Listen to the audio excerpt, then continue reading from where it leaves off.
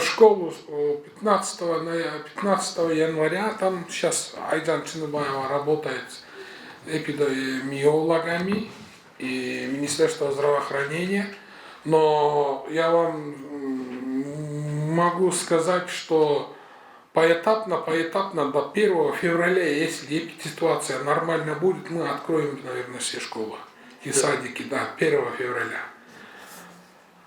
Сейчас работаем, может быть, с 15 января начнется, может быть, старшеклассников откроем, потом до 1 февраля посмотрим и другие школы откроем. Мы сейчас должны согласовать, мы должны сейчас регионы посмотреть, как там идут дела. Вы сами знаете, сейчас английский штамм, она очень серьезная, она бьет для молодежи бьет и быстро распространяется. Дай Аллах, я каждый день молюсь Аллаха, чтобы этот штамм не пришел в Кыргызстан.